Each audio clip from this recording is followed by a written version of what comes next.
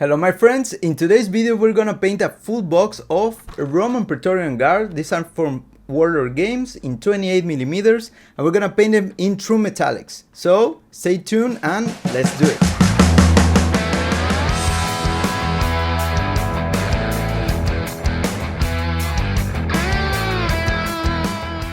Alright, so for today's project all of the minis are glued and assembled with Tamiya cement since they are all plastic.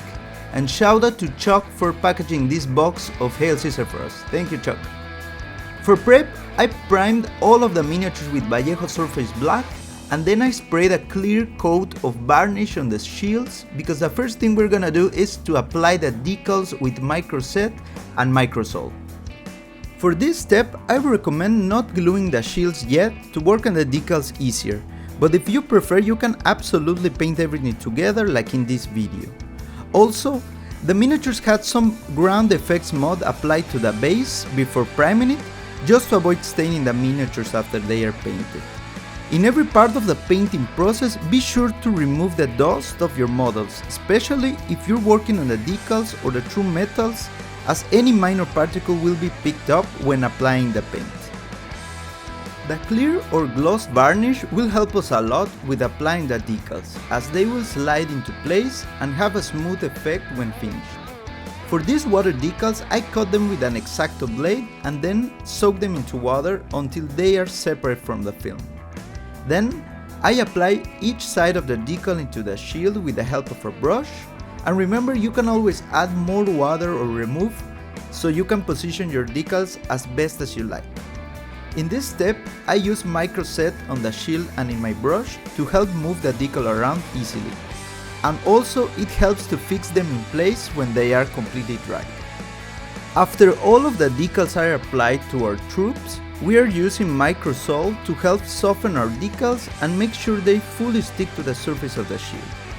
We have to be a bit careful here to only apply this softly in order to not move any decal or to break them. This step especially helps in curved or weirdly shaped surfaces as well as removing any bubble. Our final and last step is to spray some matte varnish to our miniatures to have the final protection and also to get rid of the excess shine. And with this, we are ready to start painting.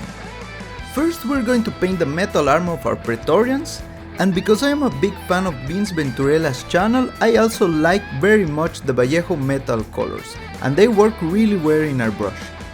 So I recommend priming in a darker color when we are painting steel through metallics, as this will help very much with the intensity of the colors. Our first layer will be with dark aluminum or magnesium to all of the metal armor, and also to the tips of our pilum. It is very important to shake the bottle a lot, and also to avoid using water so the pigment does not separate too much. It is always very important to let the paint dry before applying the next layer to avoid any texture to arise. Especially with true metallics, it is very ideal to have the smoothest surface as possible, so these wargaming models are excellent to practice this. In between this project I also have played a lot of Age of Empires 1, Imperium, Caesar 3 and a lot of video games to help push the motivation. Then we are painting some bronze details with this metal color copper. You can always add a bit of gold color to have your preferred tone of decoration.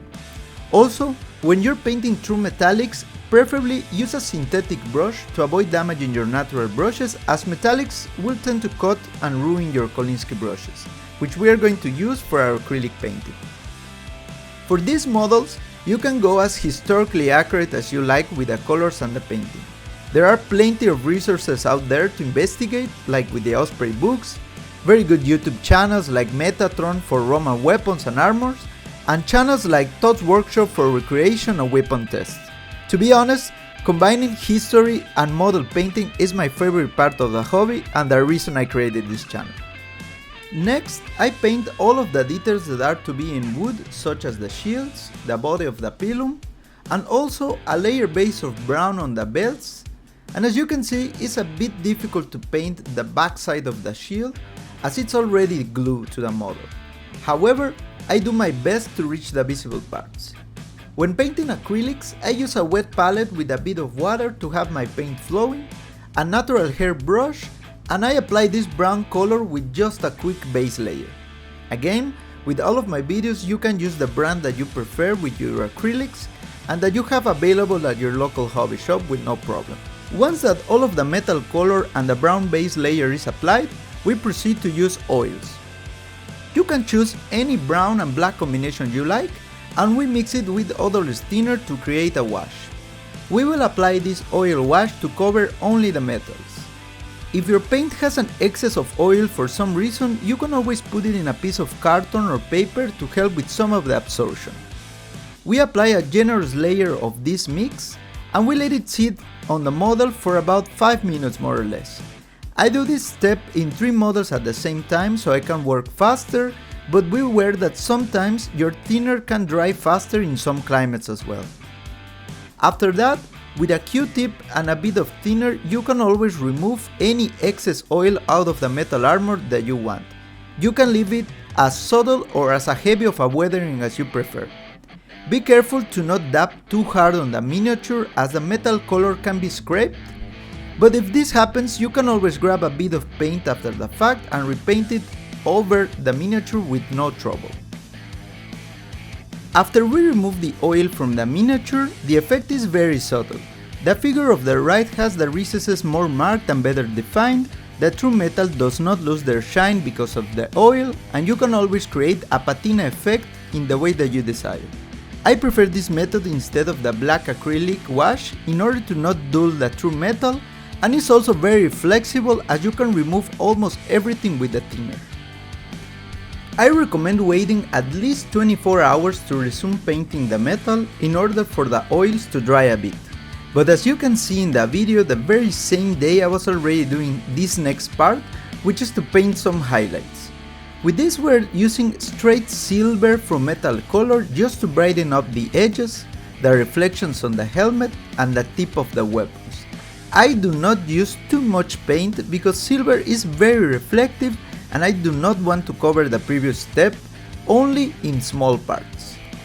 While this new silver paint dries a bit, we are applying our base layer of red using a darker tone.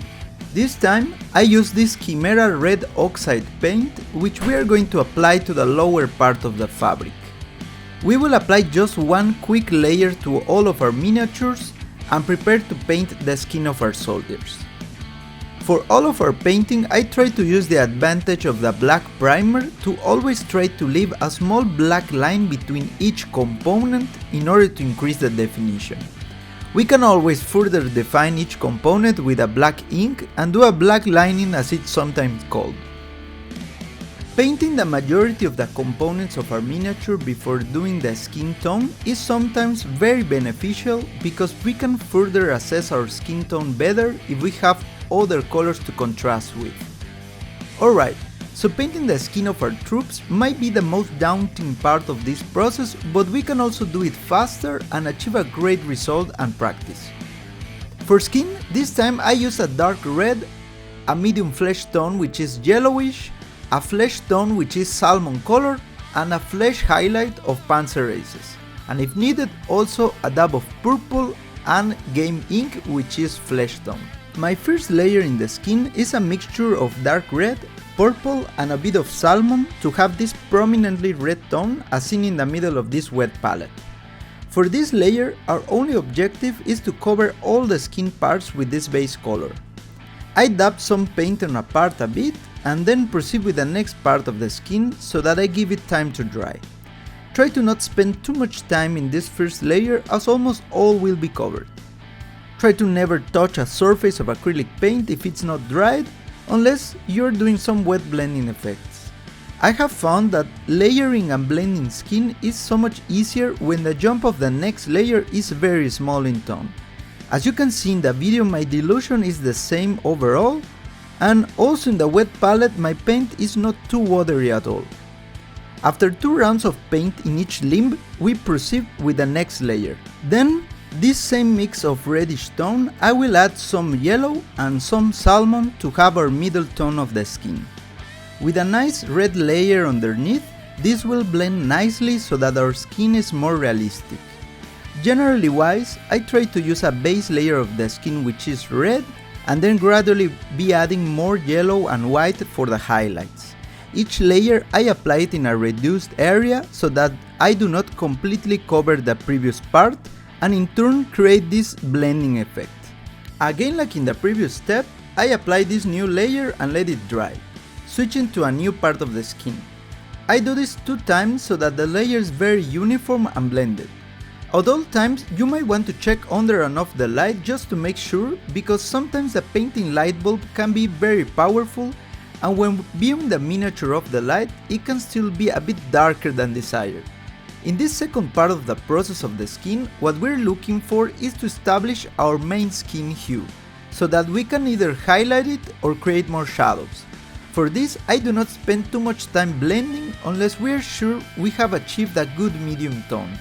Once you achieve the desired mid-tone, you're absolutely good to go, because the next miniatures are going to be very easy to paint the skin, as you can just compare the tones to your already established ones and just proceed with the painting, as the most difficult part is already done. Now that we have our main skin tone achieved, we are going to apply our first highlight in this third part of the process. With this, we are adding more yellow and more white to our mix and apply the paint as normal. In this step, our goal is to create and simulate the volume of the skin and the muscles. With this, we are only going to apply this highlight to the parts that are raised, prominent, or usually more lined from the top of the figure. We remark the knees, the top part of the muscles of the arm, and the fingers. As our base layer is pretty much even, we are looking to create a 3D effect where it no longer looks like a toy, but instead a miniature soldier. The skin has many colors, high reflectivity, and is almost never just one color, so we need to break this monotony. When highlighting, be sure to not cover the whole area, but just only the small areas that need it. If at any part of the painting you need to repair or repaint any part of the model, including the skin, you can do so as you have your mix already prepared in your wet palette. Normally, I do the whole skin for one miniature before going to the next one, but you can do so in batch painting if you so desire. Every consecutive figure takes less time as you gain speed.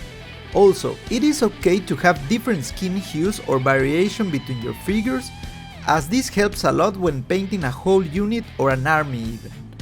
The biggest time savers in my opinion is achieving a good mid-tone first, before worrying about blending, and at the same time having a nice base layer of red to help with a realistic skin effect.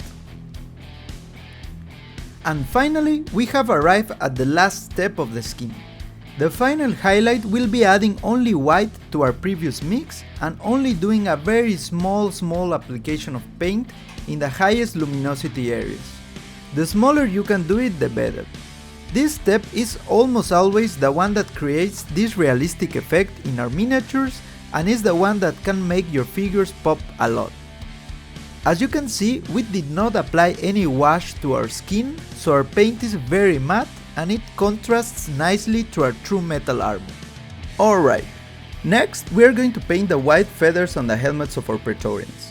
For this, we can basically go for either a cold white or a warm white, depending on our preference. In this case, we are going for the first choice using a gray as a base layer.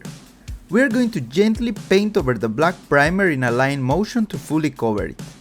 We can also replicate this with any white detail in the uniform if necessary. Painting white is a tricky color in the sense that it cannot be painted straight white, as shadows and highlights are difficult. So we start with a gray and end up using white only on the last step of this process. To our gray, we add a touch of white and we repeat the process of painting in a line motion. Painting white colors can be difficult in the sense that it does not cover easily, but doing this in 4 steps should be just enough. Our third layer is almost pure white, focusing on the edges of our helmet. If we ever encounter that we can't cover the first layer correctly, we can always use a bone white tone which contains a bit of yellow and red, and that helps to cover any blue of the base layer on the primer. Finally, in our last layer we use pure white only in the brightest spots, just to have a good highlight in the helmet, that can stand out while on the battlefield. I do not recommend washing white colors as they tend to stain very easy. We are almost finished, but our next step is to paint all of the red fabric in our troop. For this, just as a reminder, I used Kimera red oxide color as our base red. Then, I used Kimera red from the base color set, and I basically go over all of the fabric except for the darkest zones that we want to keep as our shadow. Once that we have an even layer of red pre-shadowed, we are going to go with our only highlight.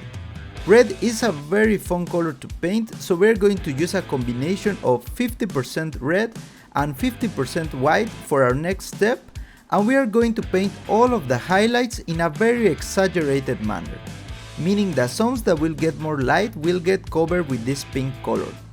You can always add a touch of orange if you prefer as a nice alternative. In this step, you can add different kind of brush strokes to help with the fabric effect, meaning straight lines, stippling, dots, and any very small detail you can paint. Texture is something that we can explore in a further video, but just as a note, you don't need to stress too much about this highlight, as in our last step, our red will cover almost all of the white color and we will end up with this nice quick red fabric out of our troop. After our highlights are applied, we will apply a pass of red with a bit more water. Not quite a wash, but almost so. Be careful to not apply too much quantity as it can stain the other part of the miniature, so discharge the excess of water into a towel before applying the paint. With this pass, we are going to cover almost all of the red fabric, so the highlights will get blended, and because Kimera red has a very powerful pigment, I need to be very cautious of not overdoing this step.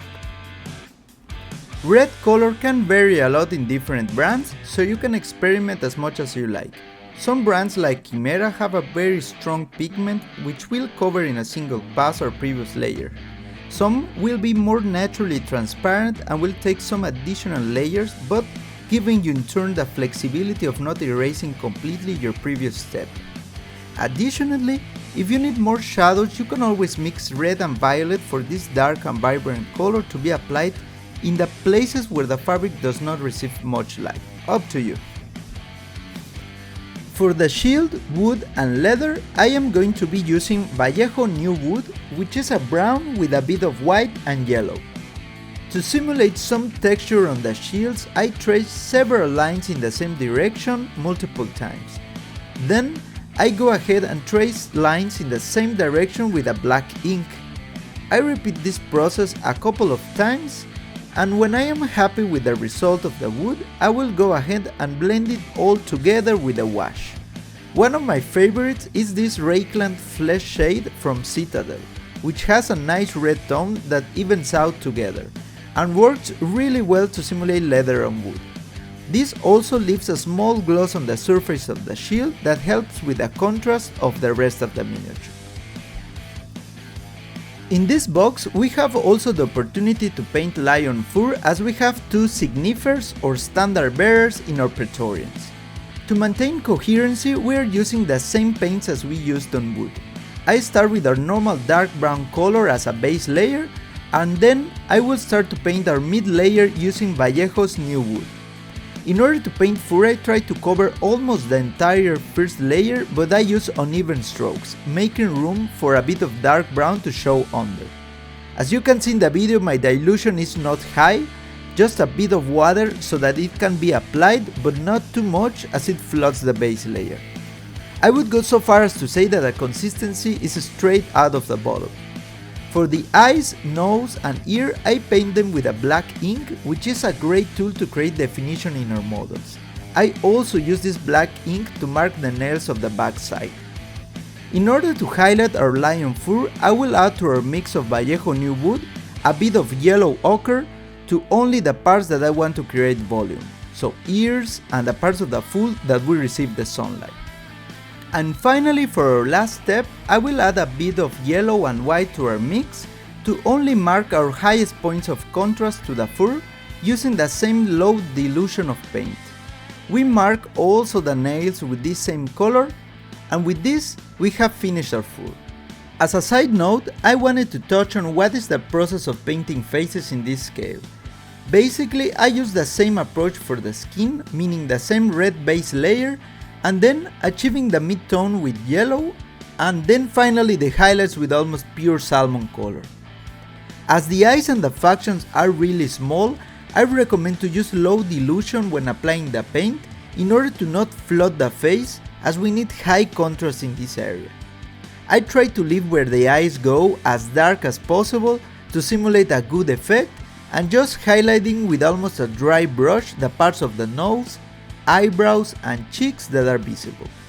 Because of the scale, I normally do not paint the eyes, I just leave them dark, and as you can see in the video, the effect is convincing enough.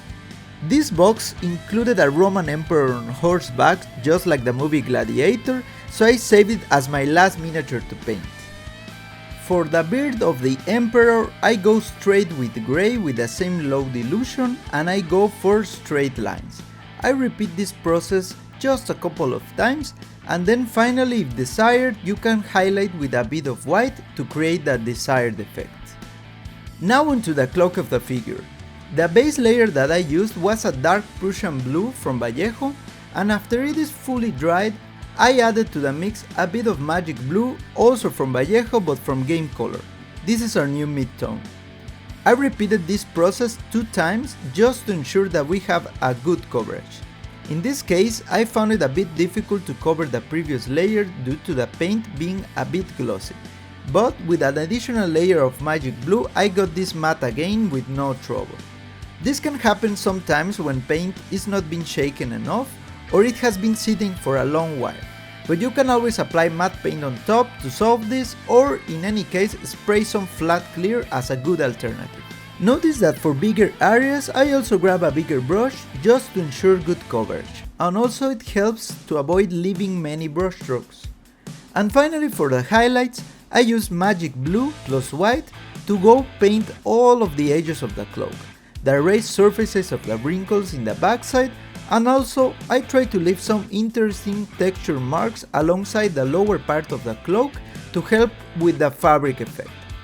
Especially in the hood, around the face, you can accentuate more to help bring the attention to the face of the figure prominently. And with this, we have finished the cloak of our figure and we are ready to paint the horse. Horses are extremely fun to paint in a lot of scales. For bigger scales, I would go with airbrushing the figure with acrylic, and then I would go and paint the shades and highlights with oil, as the result is fantastic. But with this 28mm model, you can absolutely do it with only acrylic. Our recipe will be exactly the same as the helmet feathers of our Praetorians, so we will start with covering all of the horse skin with grey with the biggest brush we are able to, and we will try to have the smoothest base layer as we can. For this, we really need to wait till the paint dries before doing a second pass. For our first highlight, we need to define the volumes on the muscles of the horse, so all of the raised parts will get this first layer to better define the anatomy of the animal. In this part, you don't have to be as smooth or as clean as the base layer, because the horse skin can have very interesting texture, dots, spots, marks, and sometimes researching a special horse breed can help you a lot when trying to replicate it in scale. I will repeat this highlight 2 times just to have the contrast as high as possible, and then I will proceed to our final highlight with adding a bit more white. In this last step, you can add more texture or lights to the skin, and if at any point you see that it is too uneven, you can always apply a bit of grey of the last step to make the surface even again.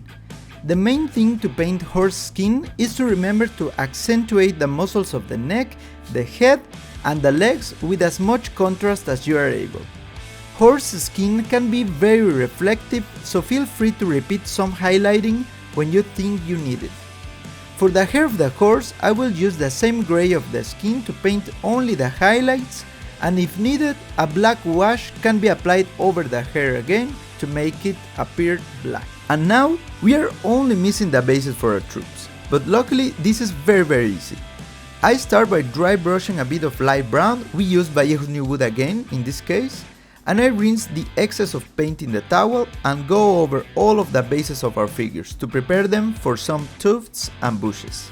If you like, you can always here apply a dark wash to the base after it is dry brushed, or you can give more highlights with a lighter color.